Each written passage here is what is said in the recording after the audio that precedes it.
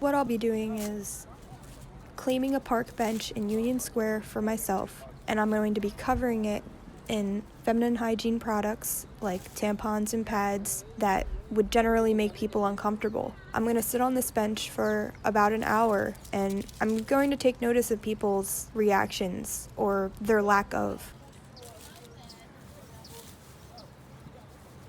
I'm expecting people to ignore me and walk by me and avoid me because of these products. I'm exploiting the fact that they want to sit down, but they're not going to sit near me because I'm making them uncomfortable with something that you should not feel uncomfortable around.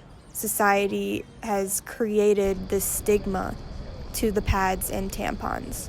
They're harmless products that nobody should be scared of, and yet people are going to look at me and think that's disgusting, that's gross. Those are private things that shouldn't be out in the open.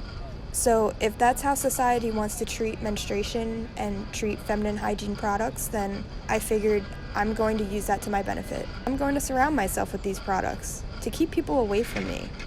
I don't want anyone to sit next to me. I just want to read.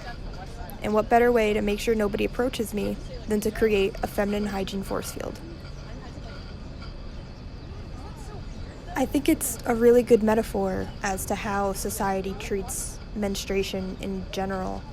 People aren't necessarily comfortable with looking these products in the eye, especially men.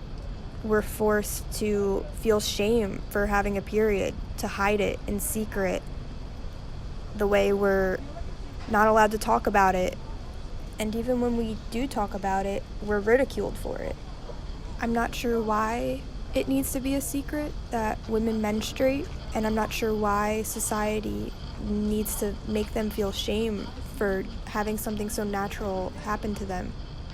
But I do know that women don't deserve that, and that's why I'm here defending and destigmatizing menstruation.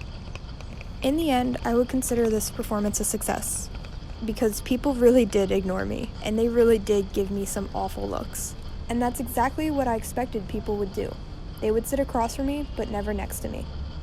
Although there were a handful of people who also approached me, and they saw and appreciated what I was doing as an art form, and they took pictures and they interacted with me, and we had a nice conversation about why I was doing this, and the necessity for such a dialogue to be opened up.